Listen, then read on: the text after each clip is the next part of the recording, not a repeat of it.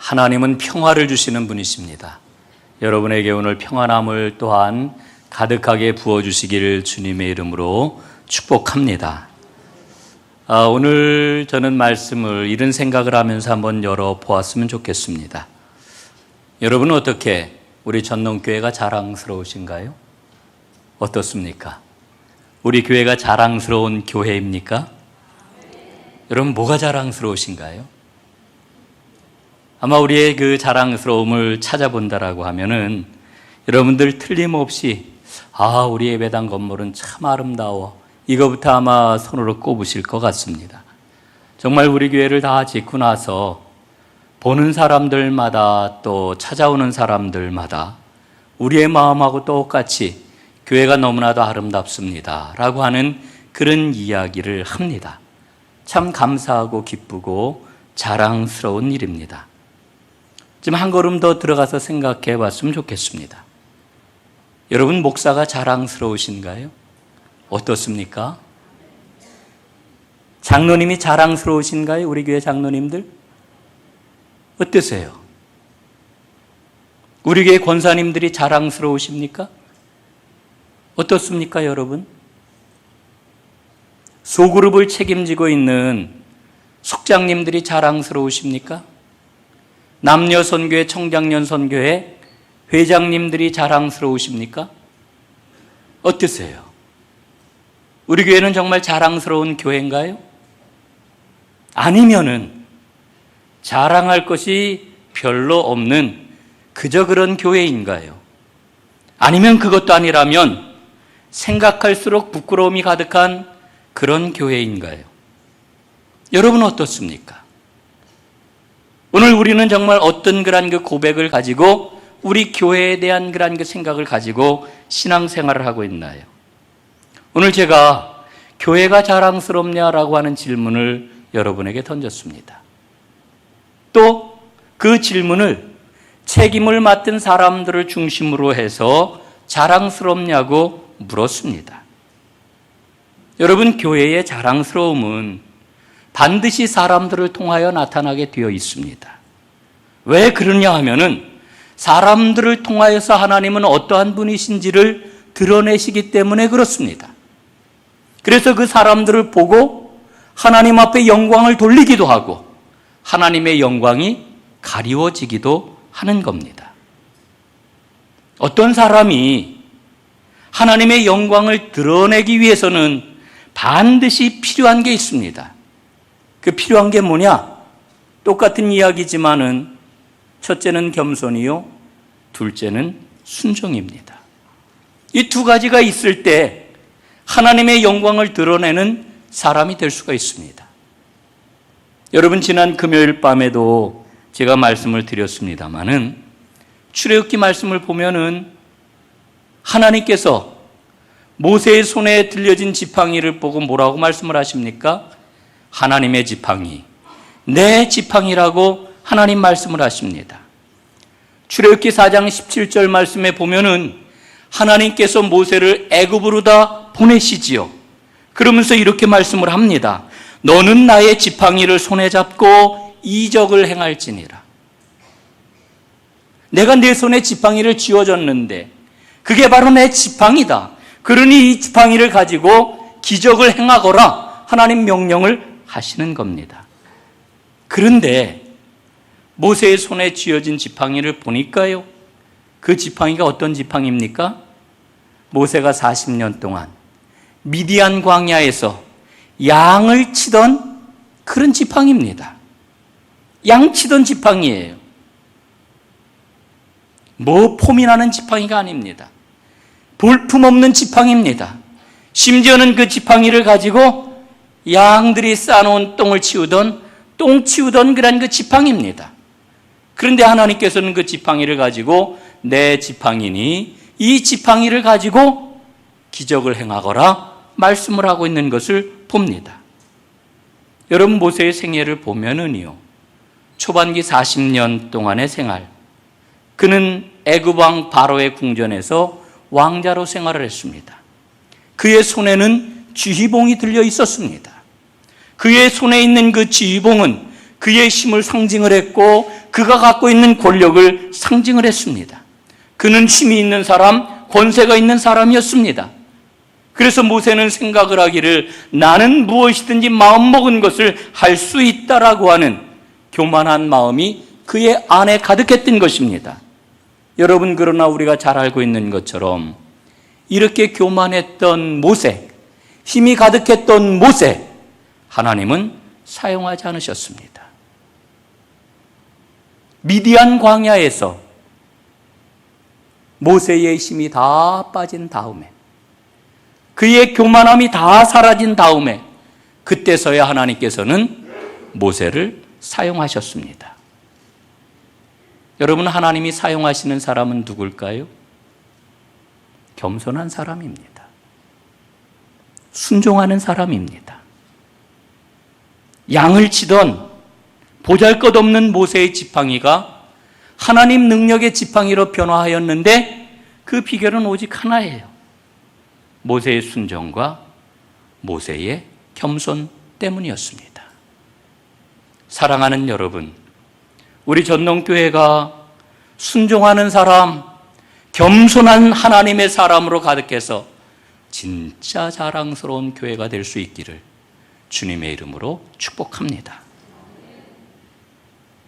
2015년도 여름 교육 행사가 시작이 되었습니다. 어제부터 유치부 여름 성경학교가 시작이 돼서 지금 진행이 되고 있고요. 돌아오는 24일 금요일부터 아동부 여름 성경학교가 열리게 됩니다.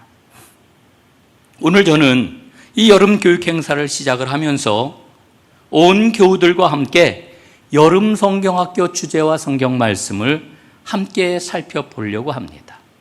그리고 은혜를 나누려고 합니다. 왜 이런 생각을 제가 했느냐 하면은요, 사실 여름 교육 행사는 우리 어린이들에게만 해당되는 게 아니고 우리 온 교회의 일이고 우리 온 교우들에게도 해당되는 일이기 때문에 그렇습니다. 여러분, 여름 교육 행사가 시작이 되면은 교육부에서 막 광고를 하지요. 협조를 당부하지요. 기도 부탁을 합니다. 저도 여러분들에게 광고를 하고 여러분 많이 격려해 주십시오. 힘주어서 여러분들에게 말씀을 드립니다. 그래서 우리들 마음속에는 어떤 마음이 있습니까? 우리의 자녀들, 이 여름 교육행사, 여름 성경학교는 참 중요한 일이다. 우리 모두 다 그런 인식을 갖고 있습니다. 그런데 아쉽게도 참 중요한 행사다, 중요한 일이다 라고 하는 게 매우 피상적이라고 하는 겁니다. 여러분, 어떤 교육이 이루어지고 있는지, 어떤 성경 말씀을 배우고 있는지 우리는 그냥 알지 못하고 그냥 지나갑니다. 그래서 제가 마음속에 생각을 하기를 올해부터는 여름 교육 행사의 그 주제와 성경 말씀을 교인들과 함께 나누고 보다 구체적으로 기도를 하자. 그리고 아울러서 우리의 믿음도 다시 한번 돌아보는 시간을 갖자라고 하는 그런 그 마음을 갖게 되었습니다. 여러분, 올 여름 성경학교의 주제가 하나님의 옷장입니다. 저는 그 하나님의 옷장이라고 하는 이 주제를 들으면서 이야, 기가 막힌 주제다. 우리 아이들이 얼마나 흥미진진해할까, 이런 생각을 가졌습니다. 사실은 이게 저희 옛날 생각 때문에 그렇습니다. 여러분, 저는 어렸을 적에 집에서 동생들하고 혹은 친구들이 오면 막 숨바꼭질 하잖아요. 아주 어렸을 때. 여러분, 숨바꼭질을 할 때 숨는 장소 가운데 단골이 어디입니까? 옷장 속입니다. 옷장 속. 여러분 다 숨어본 경험들이 있으신지 모르겠어요. 옷장 속에 딱 들어가 가지고 옷장 문을 딸깍 하고 닫으면은요, 이 옷장 속에서 나는 향내가 있어요. 옷향내가 있습니다. 나무하고 섞인 향내가 있습니다. 또 옷에 감촉이 있습니다. 그런 것들이요, 아주 깊이 마음속에 남아가지고 나의 기억의 원형지를 형성을 하고 있는데 그 생각만 해도 참 너무나 기분이 좋고 너무나 풍요롭게 만드는 그런 기억이 있지요. 그래서 올해의 그러한 그 여름 성경학교 주제는 정말 잘 정했다, 저는 이렇게 개인적으로 생각을 했습니다. 이 주제의 배경을 들어보니까 그래요. 여러분, 우리가 잘 알고 있는 것처럼 성경 이야기는 곧 사랑의 이야기입니다. 처음부터 끝까지 하나님 사랑에 대한 이야기가 바로 성경 이야기 아니겠습니까? 그런데 그 하나님의 사랑은 인간의 사랑과는 달라요. 어떻게 다릅니까? 무조건적인 사랑입니다. 신실한 사랑입니다. 여러분, 인간의 사랑은 얼마나 변화무쌍합니까? 오늘 죽고 못 사는 것 같은데 내일이면 변하는 게 이게 인간의 사랑입니다. 보다 더 구체적이고 실질적으로 이야기를 하면은 인간의 사랑은 얼마나 조건적인지 모릅니다. 당신이 나에게 이렇게 했으니까 나도 이렇게 한다. 여러분, 이런 조건적인 사랑 속에서 우리가 거의 살아가고 있지 않습니까? 여러분, 그런데 하나님의 사랑은 그렇지 않으십니다. 신실하고 변함이 없는 사랑입니다. 그런데요, 성경 말씀을 쭉 읽어내려가 보니까 그 하나님의 사랑이 옷으로 표현되고 있는 것이 곳곳에서 드러나고 있는 것을 봐요. 곳곳에서 우리는 하나님의 사랑이 옷으로 표현되고 있는 것을 만난다 말입니다. 그래서 내린 결론이 뭐냐? 하나님의 사랑은 옷으로 표현이 되는데 성경은 그 하나님 사랑의 옷을 잔뜩 보관해 놓은 하나님의 옷장이로구나. 이게 바로 이번 여름 성경학교 주제를 채택하게 된 배경인 것입니다. 저는 우리 어린이들이 이 옷장이라고 하는 말 속에서 하나님의 사랑을 아주 흥미진진하게 체험하는 그런 그 문이 활짝 열렸으면 좋겠다 하는 생각을 갖습니다. 자, 그러면은 이 하나님의 옷장 속에는 어떤 옷들이 담겨 있을까요? 첫 번째 옷입니다. 첫 번째 옷은 부끄러움을 덮어주는 은혜의 옷입니다. 여러분, 창세기 말씀을 보면은요, 인간 이야기가 나오는데 인간 이야기의 맨 첫 번째 이야기는 뭐냐? 슬프게도 죄의 이야기입니다. 하나님께서 따먹지 말아라 했던 선악과를 따먹은 이야기, 이게 바로 인간 이야기의 첫 번째 아닙니까? 여러분, 선악과를 따먹고 아담과 하와는요, 부끄러움이 생겼어요. 선악과를 따먹음으로 두 가지의 그런 그 일이 일어나게 되었는데, 첫 번째로는 하나님을 두렵게 생각을 했다라고 하는 거고요, 두 번째로는 부끄러움이 생겼다라고 하는 겁니다. 그래서 그들은 하나님의 낯을 피하여 숨었습니다. 숨을 때 그냥 숨은 게 아니라 무화과 나무 잎새기를 가지고서 그들의 부끄러운 데를 가리고서는 숨었습니다. 그런데 하나님께서 그 숨어있는 아담과 하와를 찾아오시지요. 그리고 하나님이 부르십니다. 아담아, 아담아, 내가 어디에 있느냐? 그리고는 그들을 찾아내신 하나님께서는 그들에게 은혜를 베풀어 주셨습니다. 그 은혜가 무엇입니까? 찢어져 금방 날아갈 수밖에 없는 무화과 나무 잎새기로 만든 옷 대신에 가죽으로 만든 옷을 입혀 주셨던 겁니다. 여러분, 그 옷은 바로 부끄러움을 가리워주는 은혜의 옷인 줄로 믿습니다. 여러분, 창세기 말씀을 보면서 우리는 분명히 깨달아요. 인간의 역사는 죄악으로부터 시작이 되었구나. 또 한 가지 깨달아요. 그 순간부터 하나님의 은혜는 시작이 되었구나. 다시 말씀을 드리면은 인간의 역사는 죄악과 은혜가 함께 시작된 역사라고 하는 것을 깨닫게 되는 거지요. 여러분, 이걸 깨달으면서 우리는 분명히 보게 됩니다. 하나님의 은혜가 필요하지 않은 사람은 세상에 아무도 없다. 사랑하는 여러분, 오늘 하나님께서 옷장을 활짝 여시고 여러분들에게 부끄러움을 가리워주는 은혜의 옷을 입혀주실 때 그 옷을 기쁨으로 받아 입는 하나님의 사람들이 되시기를 주님의 이름으로 축복합니다. 두 번째 옷이 있습니다. 두 번째 옷은 용서의 새 옷입니다. 누가복음 15장에 보면은요, 탕자 이야기가 나오지 않습니까? 여러분, 이 탕자 이야기는 인류가 갖고 있는 수많은 이야기들 가운데 최고의 이야기입니다. 가장 위대한 드라마입니다. 왜 가장 위대한 드라마냐 하면은요, 바로 이 탕자 이야기는 구원의 이야기이기 때문에 그렇습니다. 둘째 아들이 아버지에게 조르고 졸라 마침내 재산을 분할받아 가지고 아버지를 떠나 세상으로 가지요.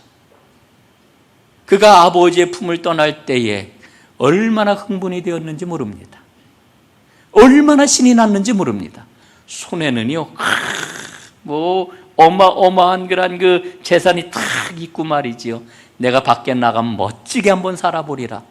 그러나 여러분, 그 아들의 기대와는 다르게 그는 나가서 금방 그 모든 것들을 다 허랑방탕하게 탕진해버리고 거렁뱅이가 되고 말았습니다. 한 끼를 어떻게 먹을 수 있을까를 걱정하는 그런 사람이 되고 말았습니다. 결국은 먹을 걸 찾다가 찾지 못하게 되자 그는 돼지를 치는 인부가 되고 말았습니다. 그런데 설상가상으로 그가 살고 있는 지역에 큰 흉년이 들고 말았습니다. 돼지 먹을 것도 모자랐습니다. 결국 그는 돼지죽을 손으로 다 헤집어 가지고 그 가운데서 뭐 먹을 게 없을까?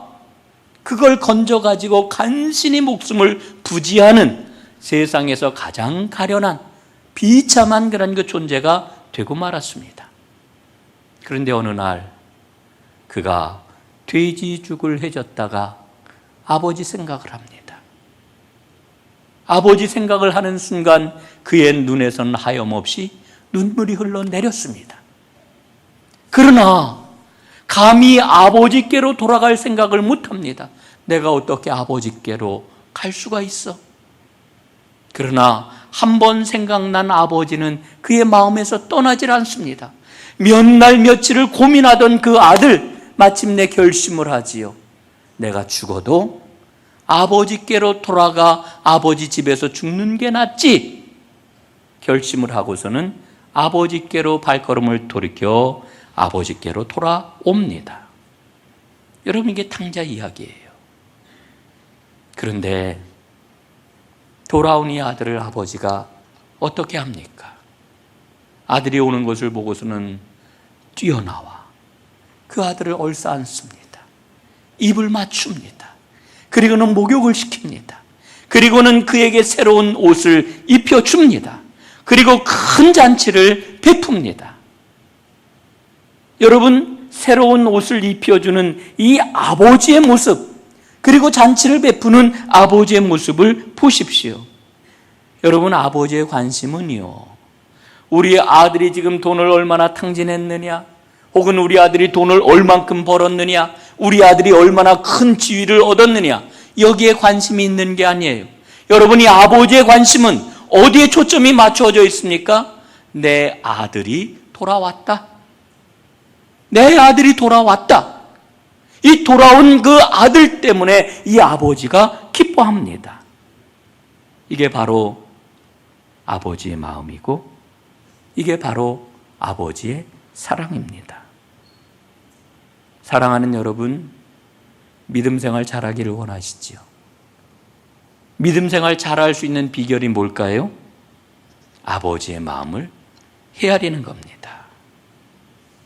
오늘 우리가 신앙생활 하는 걸 보면은요, 우리는요, 계속 어디에다가 관심을 기울이느냐 하면은, 내가 무엇을 했느냐,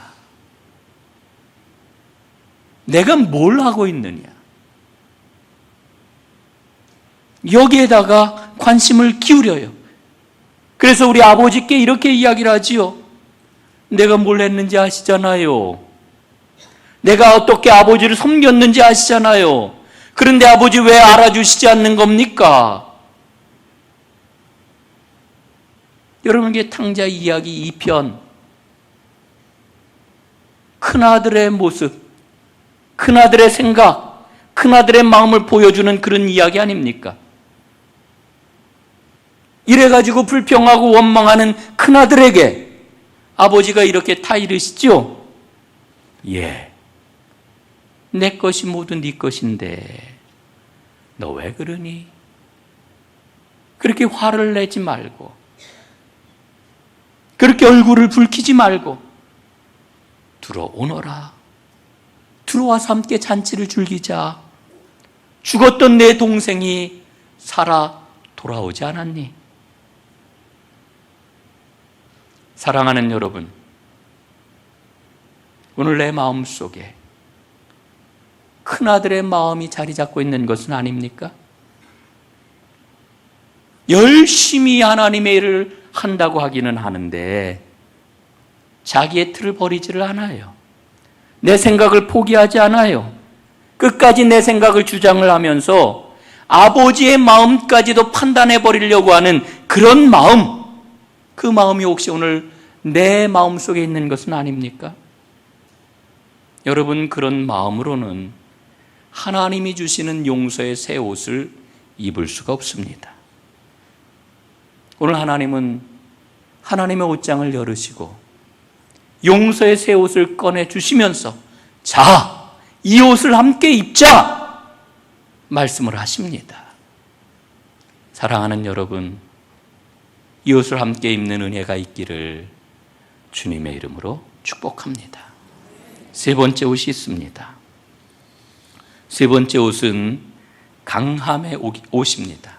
강하게 하는 옷.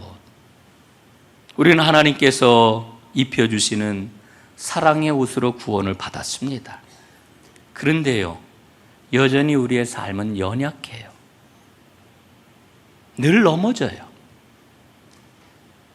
이게 오늘 여러분과 저의 모습입니다. 우리의 모습 이대로는 악한 존재와 싸워서 이길 수가 없어요. 그래서 하나님께서는 우리를 무장시켜 주시는 거지요. 에베소서 6장에 보면은 이렇게 무장시켜 주시는 하나님의 옷을 우리에게 일러 주셔요. 하나님의 전신갑주. 그래서 6장 13절부터 17절까지 말씀을 보면은 하나님이 우리를 무장시켜 주시는 하나님의 전신갑주를 일러 주고 있죠. 첫째는 진리의 허리띠, 둘째는 의의 호심경, 셋째는 평안의 복음의 신발, 넷째는 구원의 투구, 다섯 번째는 믿음의 방패. 순서가 바뀌었네요. 믿음의 방패, 구원의 투구, 그리고 마지막으로는 성령의 검. 이게 바로 하나님께서 우리를 무장시켜 주시는 하나님의 전신갑주, 강함의 옷입니다. 여러분, 그런데 한번 생각을 해봐요. 하나님이 왜 우리를 이렇게 무장시키셔서 강한 자로 세우시는 걸까? 여러분, 무엇 때문에 하나님은 우리를 이렇게 철저하게 무장을 시켜가지고 강한 자로 세우시는 겁니까? 그 이유가 어디에 있을까요? 그 이유는요, 이 세상에 속하지 않게 하시려고. 이게 하나님의 뜻입니다. 우린 세상에 속한 자가 아니에요. 여러분, 마귀가 우리를 공격합니다. 베드로 사도는 그 마귀의 공격을 뭐라고 이야기를 하셔요? 우는 사자와 같이 삼킬 자를 두루 찾아다닌다, 이렇게 표현을 하고 있잖아요. 마귀의 공격은 오늘도 계속되고 있어요. 그런데 마귀의 공격은요, 굉장히 간단합니다. 아주 간단해요. 이런 공격입니다. 세상과 타협해라. 적당하게 살아라. 그래야 네가 세상에서 성공할 거 아니냐? 마귀가 이렇게 우리를 공격해요. 여러분, 여기에서 말하는 세상이라고 하는 것은 세속적인 가치관, 세상 모든 사람들이 다 추구하는 가치관을 뜻하는 겁니다. 여러분, 우리가 마귀에 대해서 갖고 있는 오해가 있어요. 그 오해가 뭡니까? 마귀는 뿔 달리고, 시뻘건그란 그 입을 하고 흉악한 그런 그 흉측한 모습을 하고 우리에게 다가온다고요? 아니요. 마귀가 그렇게 미련하지 않아요. 마귀는요, 어떻게 우리에게 다가옵니까? 광명한 천사와 같이 가장하고 우리에게 다가옵니다. 쉽게 말씀을 드리면은 가장 친근한 모습을 하고 가장 매력적인 모습을 하고 우리에게 다가옵니다. 그리고는 내가 가장 좋아하는 것을 너 가질 수 있어? 속삭이면서 우리에게 다가옵니다. 그러니까 그 유혹에 사람들이 넘어가는 거예요. 그 마귀 앞에 우리가 어떻게 해야 되겠습니까? 진리의 허리띠로 질끈 우리의 허리를 묶고 세워있지요. 우리는요, 세상 나라를 세우기 위해서 믿음 생활하는 게 아닙니다. 세상 것을 통해 가지고 구원을 이루는 사람들이 아닙니다. 여러분, 돈이 나를 구원해 줄 수 있습니까? 권력이 우리를 구원할 수 있습니까? 강한 군사력이 우리를 구원할 수 있습니까? 여러분, 만약에 그렇다라고 하면은 예수님께서 그 방법을 왜 쓰시지 않았겠어요? 그런 것들이 우리를 구원하는 게 아닙니다. 그런 것들을 통해 가지고 하나님 나라를 세우는 게 아닙니다. 여러분, 어린이들이 아주 옛날부터 부르던 그런 그 찬송이 있어요. 그 찬송 여러분들도 많이 아실 거예요. 돈으로도 못 가요 하나님 나라, 힘으로도 못 가요 하나님 나라. 여러분, 얼마나 명쾌한 진리를 우리에게 들려주고 있습니까? 그런데 오늘 우리는요, 세상 가치관을 그대로 받아들이고 돈이면, 권력이면, 혹은 강한 힘이면 뭔가 될 수 있을 거라고 하는 이런 생각을 가지고 살아가잖아요. 여러분, 우리는 오늘 이 땅에서 하나님 나라를 세우기 위해서 살아가고 있는 겁니다. 그런데 마귀는 우리에게 다가와 가지고 세상 가치관을 아무런 생각 없이 좋은 것이라고 여기도록 우리를 혼미하게 만들고 우리를 넘어지게 만드는 겁니다. 사랑하는 여러분, 진리의 허리띠를 조이시기를 간절히 바랍니다. 의의 호심경으로 마귀의 공격을 막아내시기를 바랍니다. 그리고 복음의 평안의 신발을 신고 담대하게 성령의 검으로 마귀를 물리치는 하나님의 사람들 될 수 있기를 주님의 이름으로 축복합니다. 하나님의 전신갑주를 입어야 우리는 강한 자가 될 수 있습니다. 마지막 네 번째로는 성결의 옷입니다. 세마포. 여러분, 이 성결의 옷 세마포는요, 아름다운 승리의 옷입니다. 마침내 새하늘 새 땅이 열리는 날 예수님이 우리의 신랑으로 이 땅에 오실 것입니다. 그리고 세상의 모든 악을 이겨낸 사람들에게 아름다운 세마포 옷을 입혀주실 겁니다. 여러분, 이 옷은 예복입니다. 여러분, 성경의 결론이 뭘까요? 성경의 결론은 이긴 자입니다. 이긴 자. 예? 여러분, 그 신천지에서는 이긴 자가 누구라고 그래요? 이만희가 이긴 자라고 그러잖아요. 이만희. 예? 그 이만희인가 그 하는 그 양반 좀 빨리 좀, 이 세상을 좀 떠났으면 좋겠어요. 지금 나이도 지금 80도 훨씬 넘었대는데, 예? 뭐 이긴 자라고 막 떠들고 이러기 좀 그러지 않습니까?